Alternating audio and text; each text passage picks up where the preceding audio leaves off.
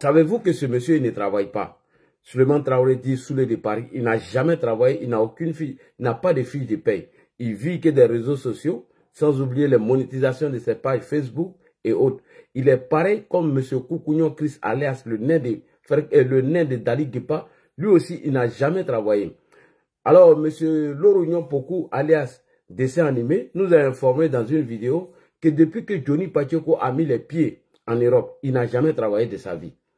Philippe Babo, son ex-compagnon, son ex-ami de la Jossi Gagnoua, nous a informé qu'il vivait de l'argent de YouTube et lui-même l'a reconnu. Dans une vidéo qu'il avait publiée, il nous a fait savoir qu'il a eu 5 000 € dans son compte courant suite à l'argent de YouTube. Mais il a lancé une cagnotte où il a tapé poteau. Donc, ce fainéant, ce gros paresseux, ce gros minable, ce voyou qui a pris une béquille pour venir en arquer les cas du RHDP dont il n'a pas eu gain de cause, aujourd'hui il s'est transformé en un monstre. Ce petit menteur qui est nul en politique, à part les cassements de Papo et les merconiers, il ne connaît rien. Donc lui aussi c'est un gros chômeur, il n'a jamais travaillé. Il vit que de l'argent de YouTube. Alors, il nous a fait savoir qu'il avait une vie merveilleuse, qu'il avait une belle vie, selon lui, et que nous, on ne pouvait jamais avoir cette vie. C'est le mousseau qu'il allait marier à Abidjan, qui barassait, qui touchait près de 7 000 € par mois. Le fainéant, le gros paresseux, allait se coucher à l'hôpital lorsqu'on trouve travail pour lui. Pourquoi certains BT, je ne dis pas tous les BT, pourquoi certains BT n'aiment pas travailler? BT n'aiment pas travailler. BT n'aiment pas travailler. Non, vraiment, le BT, il y a des coups de ou vraiment, BT Piati, là. Les évriers BT, ouais, ils ont vendu tous les terres. Ils n'aiment pas travailler. Vraiment. Alors, non, mes parents BT, tout ce que mes parents BT, ça fait. C'est de ce jeu, les gigolos comme les pères Babou, s'habiller, c'est laver, c'est s'habiller bien propre. Aller danser, manger, boire et jus à volonté. C'est tout ce qu'ils savent faire.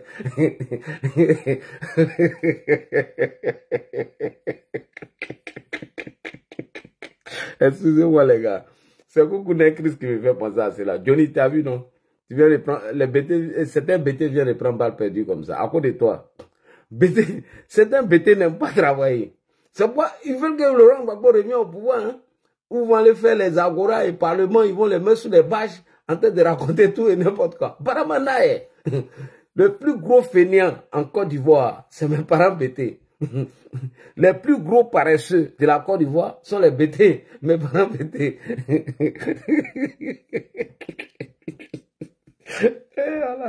Mes parents BT ont plus...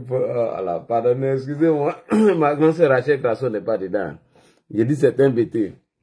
Mon frère Dagrou n'est pas dedans. Dagrou, mon frère, il n'est pas dedans. Voilà. Quand je ne suis pas le panel là, quand mes modos ne sont pas là, il y a un imbécile qui vient mettre tête de mort. Donc lui, je l'ai bloqué. J'ai surveillé maintenant mon truc. Vous n'avez pas signalé. Vous avez signalé, non? Cette fois-ci là, je suis vigilant.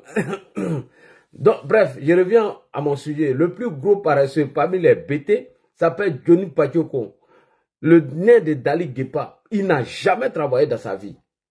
Et je le mets au défi de publier une fiche de paie. Et lui-même l'a reconnu dans une vidéo, Johnny Pacheco, qui n'a jamais travaillé et qui vit au chômage. Donc, depuis que la Go, qui touchait près de 7 000 € par mois, a mis Johnny Pacheco dehors, alors là, il est devenu aigri. Il a pris une béquille pour venir escroquer les cas du RHDP, ce qui n'a pas marché. Il est frustré aujourd'hui et bien évidemment, il est devenu opposant. Après avoir fini de manger 60 millions au RHDP, aujourd'hui, il se rappelle du peuple dont il veut venir combattre ce peuple. Merci beaucoup. Donc, voilà. Donc, on va revenir maintenant dans le sujet, les frères. Revenons au sujet. Donc, Johnny Pacheco est l'un des plus gros paresseux qui ne travaille pas, qui vit des réseaux sociaux. Il a pris maintenant, comme son commerce, de désinformer les gens. Ça, c'est son nouveau boulot. La désinformation, l'intoxication, le mensonge. Le monsieur s'est transformé en un monstre à tel enseigne que toutes les informations qu'il apporte sont toujours fausses. Bref. Alors, maintenant, on va aller au Conseil des ministres. La question a été posée au porte-parole du gouvernement M. Amadou Koulibaly dit Hans, il va nous dire comment la Côte d'Ivoire compte lutter contre la désinformation suite à ce qui est en train de se préparer par certains opposants afin de créer un climat de tension pour que les peuples puissent s'embraser et les gars vont rentrer en action. Et la Côte d'Ivoire est vigilante. J'aimerais rassurer tout le monde ici qu'il n'y aura pas de tentative de coup d'État ni de coup d'État sur Alassane Ouattara. Soyez sereins, on y veille au grain. Les élections auront bel et bien lieu à la date prévue et nos autorités veillent au grain. Toutes les désinformations, les fake news seront combattues. Lorsque vous voyez une information sur la toile, alors si vous n'avez pas la vraie information, venez sur nos pages, allez-y sur ma page Papatoya de Ladji. Enfin, c'est une stratégie qui est préparée depuis l'AES. Et bientôt, ils vont venir vous dire, hein, qu'est-ce que vous savez? Que photocopie sort avec la députée Adjaratou. Que Adjaratou là, que c'est chez elle, Dogo Blé a été arrêté parce que son mari travaille avec photocopie. Ils vont venir vous donner des informations comme ça. Hein. Et le jour où vous apprenez, vous avez dit que Ladji m'a dit, un jour vous avez attendu Johnny dit des trucs comme ça. Vous savez comment il sait ça? Parce que nous avons des gens qui ont infiltré ces groupes Instagram, Telegram avec WhatsApp. On a des infiltrés dedans. Un jour, vous allez voir Johnny sortir. Hein. Oh, cassement de papo, cassement de papo. Est-ce que vous savez, la députée Adjaratou, elle sort avec photocopie. Et que Dogo Blé a été arrêté en 2011 chez Adjaratou. Et que Adjaratou aussi, malgré tout ça, elle sort avec photocopie. Ils vont venir vous ménager des trucs comme ça. Hein. Et vous allez avaler. On dit, hey, Johnny a cassé papo, hein. Johnny a fait ça. Donc, c'est ce genre de trucs, ils préparent en amont et ils viennent manipuler les gens avec. Et c'est comme ça pour le ministre Adjumani a été préparé dans la désinformation là. Qui couche à Adjaratou. On lui a demandé des preuves jusqu'au... à Kadi Touré. On lui a demandé des preuves jusqu'à aujourd'hui. Johnny n'a apporté aucune preuve. Et un jour, je prends l'exemple comme ça, hein, c'est Adjaratou, hein, la députée de truc là. Je prends un exemple comme ça. Un jour, ils vont venir vous dire ça. Hein. Ben, nous, on a des groupes, nous, on a des gens qui les ont infiltrés. Hein. Attention. Ou ils vont venir vous dire, le président, ouais, non, voilà, lui là, soit lui là, lui là. Toi, on te dit ça dans les groupes WhatsApp et trucs. Et un jour maintenant, Johnny lui sort pour venir donner l'information. Donc, voilà comment ils arrivent à berner les gens. Voilà comment ils trompent les gens. Et donc, cette désinformation, cette campagne de désinformation que l'ANC vient de nous montrer, le Burkina Faso est impliqué dedans. L'Agence nationale de sécurité et de systèmes d'information, l'ANC, a récemment publié le rapport et les détails d'origine d'une campagne de désinformation ayant circulé sur les réseaux sociaux concernant le décès du président de la République, son Excellence Alassane Ouattara, le 30 et le 31 mars 2025. Cette enquête met à la lumière l'implication des individus, l'implication d'individus au Burkina Faso et des membres de l'opposition ivoirienne dans la propagation de cette fausse information. Les investigations menées par l'ANC révèlent par ailleurs que des Ivoiriens vivant à l'étranger ont joué un rôle clé dans la diffusion de cette rumeur concernant le décès présumé du président de la République. L'objectif de cette manœuvre était clair, semer le doute et la déstabilisation de l'opinion publique. Parmi les personnalités citées, nous avons l'activiste Adrien Bagoué, proche du PDCI, RDA, Parti démocratique de Côte d'Ivoire, Maïmouna Kamara, dit la guêpe, Soulé de Paris, des partis GPS, etc., etc. Donc, chers frères et sœurs, faites très attention. Si vous entendez, soi-disant cassement de papo de Johnny, tout s'est préparé en amont et nous sommes déjà informés. Et ceux qui relaient ces informations-là, c'est John, Loli la lumière. Loli, faut pas faire donner ton nom au Guinée-Cala, ta date de naissance, tout. Faut quitter dans ça. Leslie, l'unique. Il vous a dit que vos vidéos arrivent. Toi, tu te caches pour aller à Abidjan, non? Hervé Kouakou, toi aussi, tu te caches pour aller à Abidjan. Mais je vais venir détailler tout. Donc, un jour, vous allez entendre dans leur bouche, dans leur laboratoire, ce qu'ils sont en train de fabriquer actuellement, ils vont venir vous dire que la députée Adjaratou sort avec photocopie. et que Adjaratou sortait avec Dogo Blé, et que c'est en 2011 qu'ils ont trouvé, et quand ils ont arrêté Dogo Blé là, et puis on dit qu'il était chez sa maîtresse, il était chez Adjaratou. Ils vont venir vous dire ça un jour, hein. Donc moi, je vous prépare. Pas moi ici, j'ai infiltré le groupe. J'ai infiltré le groupe. Ils vont vous dire aussi que le mari de Adjaratou travaille avec photocopie, malgré que sa femme sort avec photocopie. C'est le connerie qu'ils vont venir vous dire. Et ce qui est vrai là, c'est qu'effectivement, le mari d'Adjaratou aussi travaille dans le ministère des photocopies. Vous voyez comment ils sont forts. Alors que le mari d'Adjaratou, la députée là, son mari travaille à la défense. Et ils vont mélanger les fausses informations aux vraies. Vous ne savez pas si elle travaille là-bas, s'il travaille là-bas. Comment Ladji a eu l'information? Parce que moi, je sais que le monsieur travaille là-bas. Donc, comment ils font? Ils viennent comme ça, ils disent, bon, écoutez, vous savez pourquoi on a arrêté Dogo Blé? Dogo Blé, là, quand on dit sa maîtresse était Adjaratou, là, c'est chez Adjaratou, ils l'ont arrêté. Et puis là, photocopie, là, il sort avec Adjaratou. Et le mari de Adjaratou, c'est ça. C'est pourquoi photocopie l'a pris pour travailler à lui. Il ne peut pas parler, il ferme sa bouche. S'il commence là, on le tue. Donc, ce sont des fausses informations comme ça qu'ils vont vous envoyer. Donc, moi, je vous prépare à ce qui arrive après, avant les élections et même dans les jours à venir. Donc, faites très attention. Lorsque vous avez ces fausses informations, faites signe à Ladji. Pourquoi viser photocopie? Pourquoi Adjaratou? C'est de salir au maximum photocopie pour dire qu'il est tellement diable, il est tellement démon. Comment tu peux coucher avec une femme députée et tu prends son mari, il travaille chez toi et voilà les trucs que tu fais. Comme dans le cas d'Arthur Banga. Il dit que la femme d'Arthur Banga couche avec le général Palo Touré à l'exemple. Il y a des conneries comme ça. Tout ça pour salir le monsieur. Donc c'est le rôle des activistes de l'opposition. C'est vrai que j'ai été long, mais il était important de vous détailler comment les gars mènent cette campagne de désinformation, quelle est leur stratégie, qu'est-ce qu'ils visent. Mais malheureusement, je suis seul à faire ce genre d'analyse. Moi, je demande à tous les activistes du RHDP de s'inscrire un peu dans ce genre d'analyse, c'est très important. C'est bel et bien beau de faire les panels, parler de tiens, tout, oui, mais il faut qu'on ait une communication commune pour faire le relais de toutes ces informations. Vous vous imaginez qu'on est 10 à faire ça là. Nous, nos informations passent. Mais quand on est seul, regardez, plus de 5 personnes ou 10 personnes qui relaient encore la même information alors qu'ils sont plusieurs. Mais c'est le mensonge qui passe. Puisqu'ils sont beaucoup par rapport à moi. Donc, c'est leur information qui passe plus rapidement que la mienne.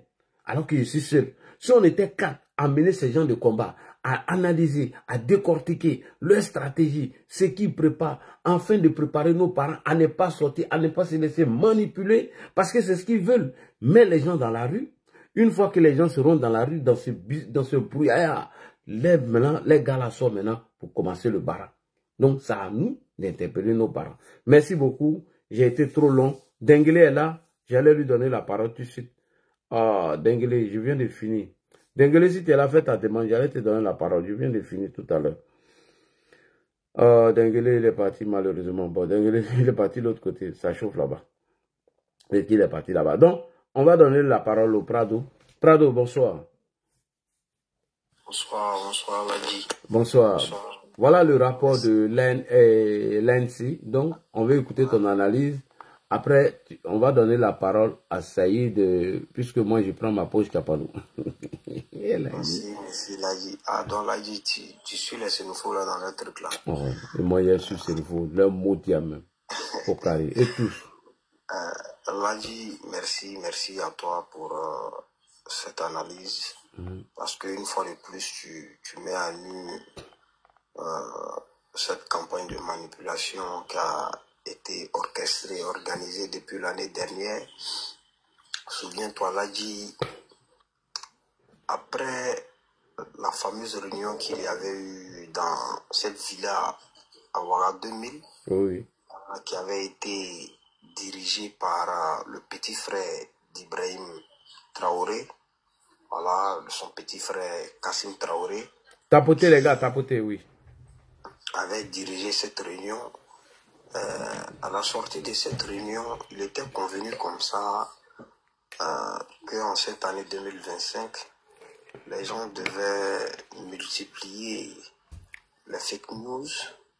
Voilà, ils devaient continuer et multiplier, accentuer les campagnes de diabolisation à l'endroit du président Alassane Ouattara et également discréditer son pouvoir afin qu'il y ait une insurrection, voilà, pour que le président Alassane Ouattara puisse céder le fauteuil. Alors, depuis ce temps, moi, j'ai commencé à faire très attention et vu la façon dont ces activistes-là ont commencé à communiquer, j'ai su et j'ai compris tout de suite que voilà, c'était déjà ce qui avait été dit lors de cette réunion. C'est dans cette dynamique-là qu'ils sont et ils vont continuer. Tant qu'on n'ira pas aux élections, ils vont continuer et ils vont continuer. Alors, là dit, après ton analyse, moi je dirais que il faut que nos autorités également puissent prendre cela en compte. Parce que les réseaux sociaux aujourd'hui ont une force. Voilà, une force. Je ne dis pas que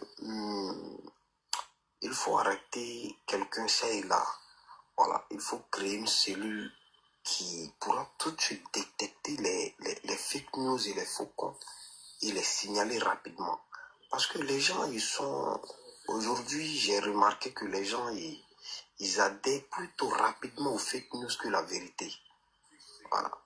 Quand même récemment, quand il y a eu, comment on appelle ça, cette fameuse fausse nouvelle où on nous parlait du décès du président Alassane Ouattara, mais il y a eu pas mal de partages. Et il y a des pages même qui ont relayé des informations. Je me disais, mais attends, est-ce que ceux-là sont sérieux? Donc vous voyez qu'aujourd'hui, là, les gens, ils sont dans une phase de manipulation extrême. Il faut faire très très attention. Alors nos autorités également doivent être vigilants, doivent comprendre que cette année, c'est une année électorale. Et vu que la réunion, voilà, qui a eu lieu à Ouagadougou, qui avait été tenue à Ouagadougou l'année dernière, voilà, a pour but de multiplier les campagnes de diabolisation et ces campagnes de désinformation, voilà, à l'endroit du président Alassane Ouattara et de la Côte d'Ivoire. Discréditer, voilà, son pouvoir, discréditer également son gouvernement, faire croire que ses collaborateurs étaient dans les manœuvres qui n'étaient pas, voilà, qui sont immorales. Donc il faut faire croire aux gens que ceux-là ils sont ceci, ceux-là ils sont cela. C'est dans ça qu'ils se sont inscrits.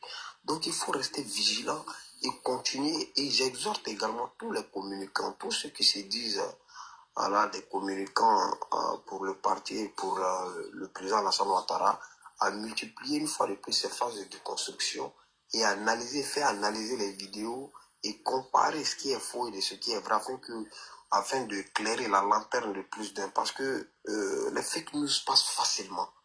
Voilà, ça passe facilement et les gens ne font pas attention. Alors, les gens ne font pas attention.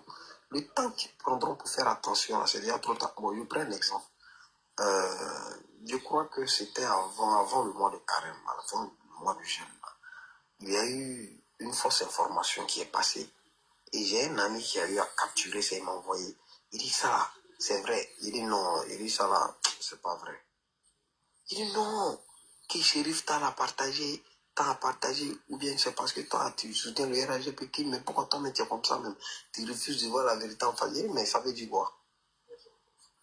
Le fake news disait que le pouvoir avait besoin de demander 400 milliards aux gens, aux Ivoiriens, pour rembourser sa dette.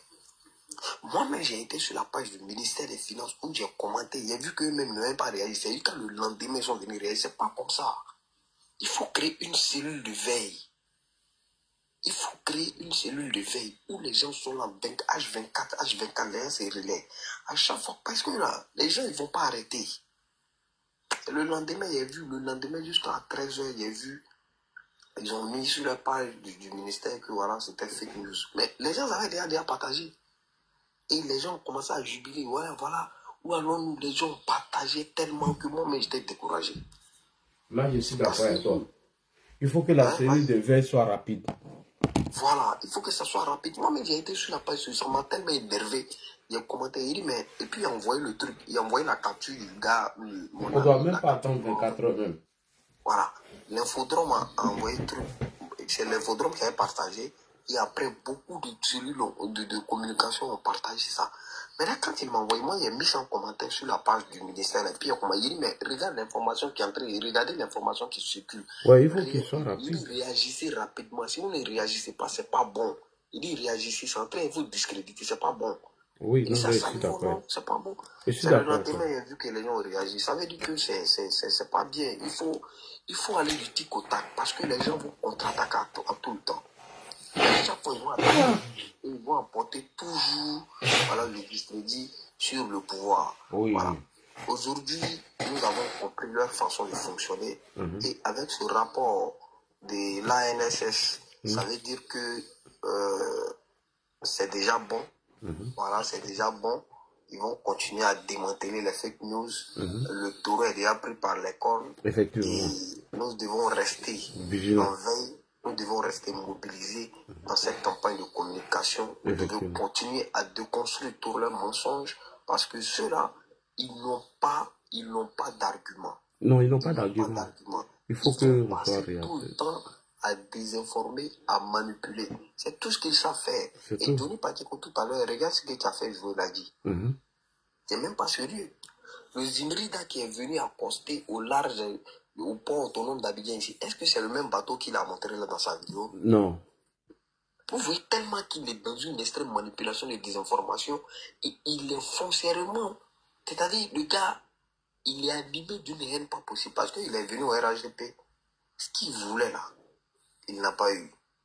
Donc pour lui, il faut passer par tous les moyens pour décrédibiliser le pouvoir et faire en sorte que voilà, il y ait une insurrection pour que lui, Johnny Patoko, demain, ceux qui vont venir, lui, puissent manger avec eux.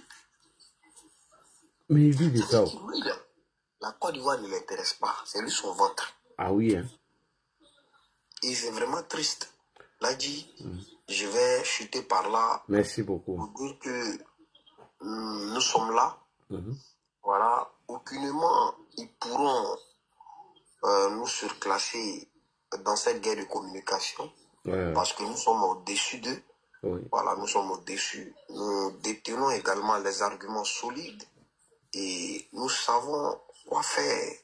Voilà, quand il y a un débat politique, nous savons par quoi déconstruire leurs mensonges parce que nous avons la vérité. Voilà, le bilan également du président Alassane Ouattara joue beaucoup à notre faveur. Et ça nous permet également de débattre facilement face à ces gars et face à cette opposition qui est aux abois, cette opposition désœuvrée qui n'a véritablement pas de programme de société. Et aujourd'hui, quand j'entends certaines personnes dire que voilà, le président Alassane Ouattara veut briguer un mandat illégitime pour 2025, ça veut dire qu'eux-mêmes là ne savent pas ce qu'ils disent. Parce que c'est sous cette mandature-là qu'ils ont eu des députés. C'est sous cette mandature-là qu'ils ont eu des maires. Donc quand ils viennent dire qu'il est illégitime là, c'est une insulte face à eux-mêmes, leur intelligence. Voilà, merci à toi Ladji et force à toi. Continue Ladji, nous serons également là tout le temps sur ton panel pour également apporter également notre touche voilà, dans ta façon de communiquer. Merci beaucoup.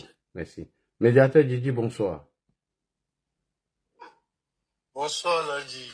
J'ai un peu de bruit là, si tu peux faire passer quelqu'un. D'accord, et on va faire passer Chef Koné. Et vous voyez même dans le cas même des enseignants là, ils étaient tous en alerte suite à l'arrestation de Ghislain Dugarry.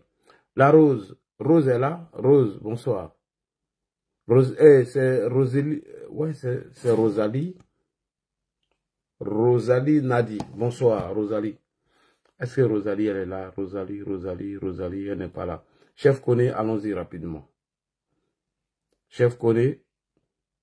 Ah, Chef Koné. Tu es où? On est. Faites vite, hein, parce que moi, il est presque l'heure là. Chef connaît. Nadi, s'il n'est pas là, je peux reprendre. Ouais, vas-y. Bonsoir Nadi, bonsoir à tous les followers. Bonsoir. Oui. Sur les sujets que tu as développés tout à l'heure, c'est toujours la même rengaine.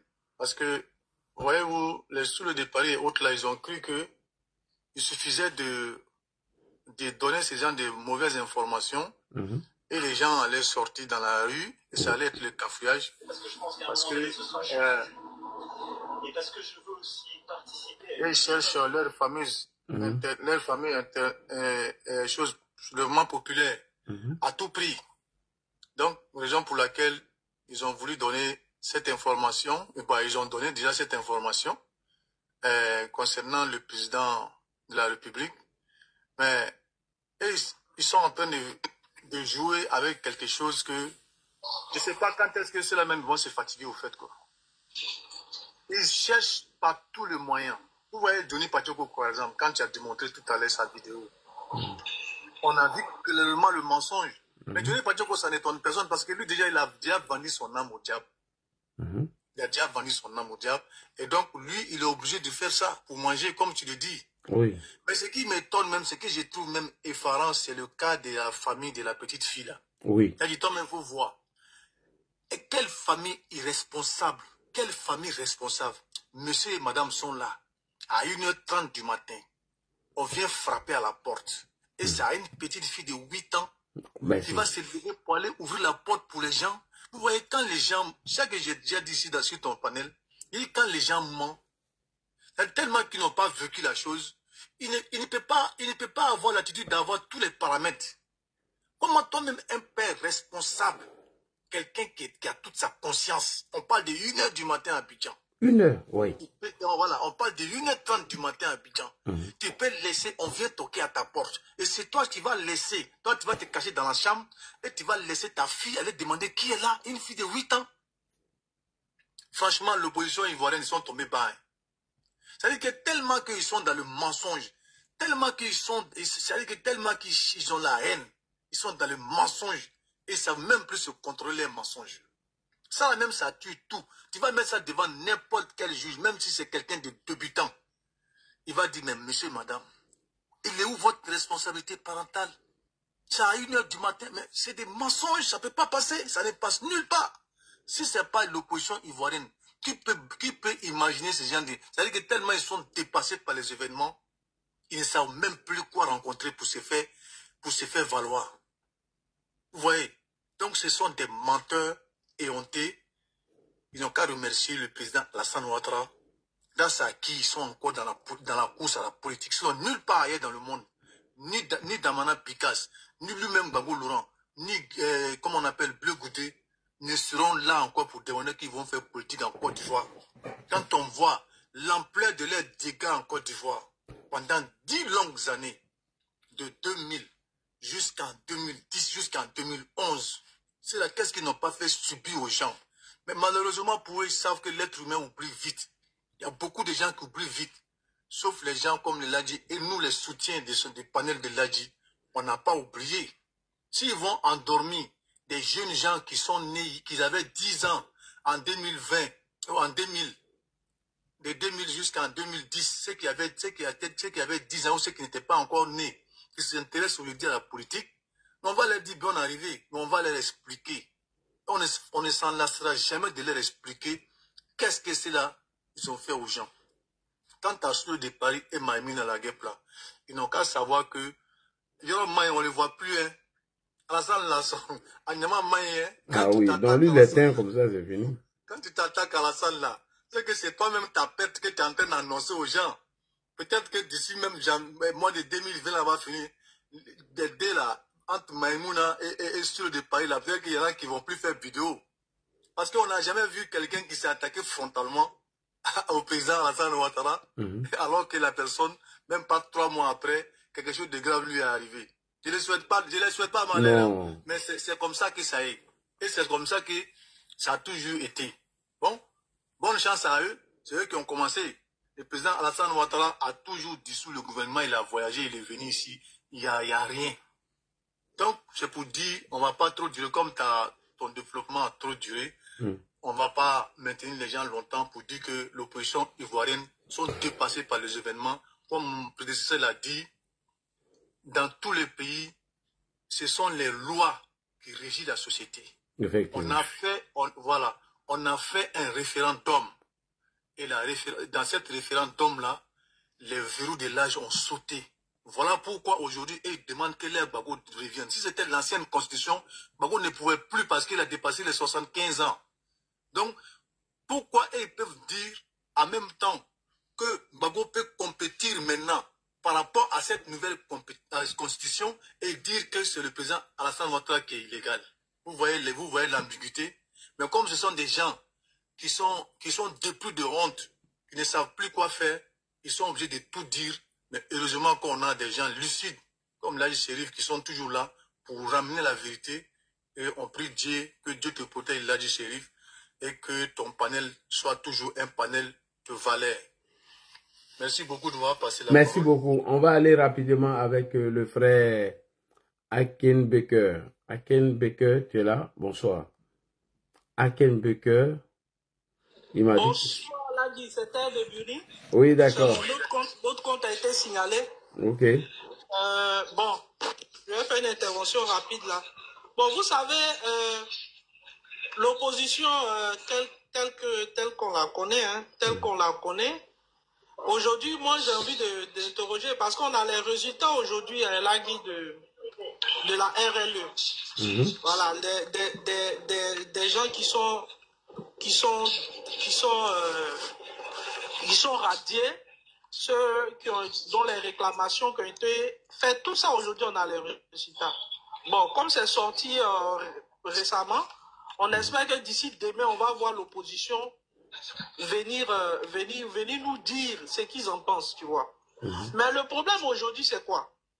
Le problème c'est que ils ont tellement insisté sur cette histoire de RLE là que moi je pensais qu'ils allaient vraiment miser là-dessus, quoi. Ils allaient faire les réclamations, ils allaient venir nous montrer les 2 millions, les 3 millions qui sont sur la liste, mais on n'a rien vu de tout cela. Au contraire, ils sont restés là à faire leur propagande à 2 balles, à discuter,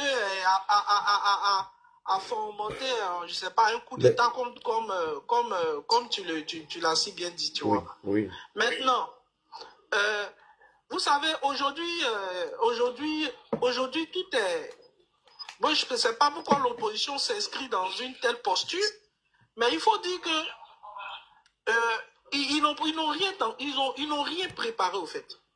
Ils n'ont rien préparé, donc ils sont en train d'essayer de distraire tout le monde. Ils savent qu'aujourd'hui, une élection, ils ne pourront pas la gagner. Donc, ils misent tout sur la propagande. Ils misent tout sur le fait qu'aujourd'hui, il faut un soulèvement populaire, il faut un coup d'État pour qu'on puisse changer. Mais est-ce qu'on va continuer comme ça? Quand on sait que les coups d'État, les ravages, ce que les coups d'État font aux différents pays. On a vu aujourd'hui ce qui se passe aujourd'hui dans les pays comme l'AES. On a vu, nous on a expérimenté ici, on a fait des coups.